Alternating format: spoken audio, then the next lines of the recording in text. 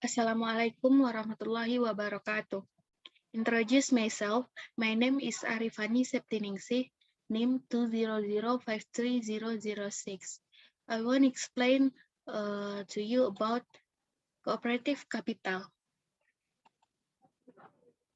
Cooperative capital.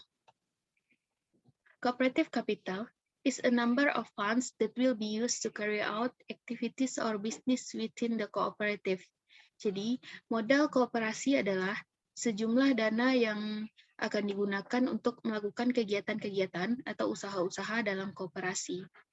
Modal ini digunakan untuk membeli barang, dagangan, atau alat-alat produksi yang nantinya diperlukan dalam kegiatan kooperasi. Selanjutnya, modal perkooperasian ini atau cooperative capital source itu terbagi ke dalam dua sumber. Yang pertama itu internal source atau sumber dari dalam, dan yang kedua itu external source atau sumber dari luar. Untuk sumber internal ini atau sumber dari dalam itu berasal dari modal sendiri yang bersumber dari simpanan pokok, simpanan wajib, dan simpangan cadangan atau lainnya. Kemudian yang untuk sumber eksternalnya itu terdiri dari modal pinjaman yang bersumber dari koperasi lain, penerbitan obligasi, dan surat hutang bank atau lembaga keuangan lainnya.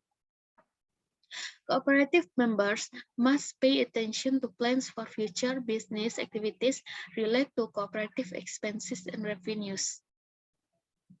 Menurut Partomo, budgeting atau penganggaran itu terdiri atas dua macam. Yang pertama itu cooperative expenditure budget, and yang kedua cooperative financial budget.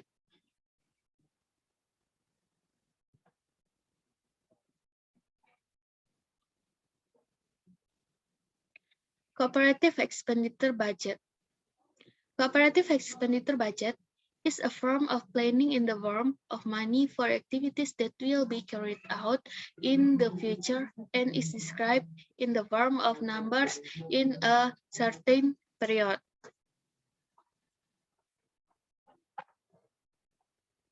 Jadi anggaran belanja koperasi ini perencanaannya itu meliputi perkiraan jumlah penjualan, jumlah biaya, jumlah pendapatan, dan jumlah keuntungan yang diharapkan.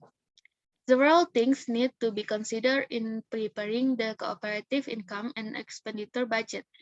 Atau keuntungan yang bisa didapatkan itu yang pertama, take into account the types of activities that will be carried out in the future in detail.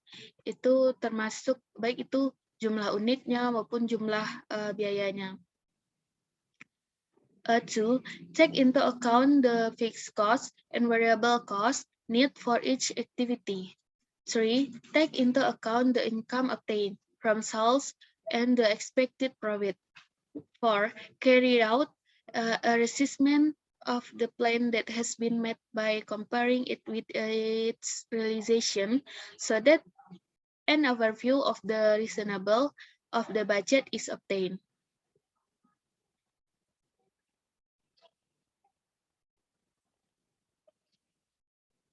And next, cooperative finance budget atau penganggaran keuangan koperasi. In this financial budget, it is estimated that money will go in and out at a certain period in the future. This calculation is done for cash that must be in the treasury and the bank at the time. Meanwhile, non-cash expenditure are not included in the expenditure estimate. The advantage that can be obtained by using a financial budget are: 1. Can determine the right time when to make additional capital by borrowing from outside. 2.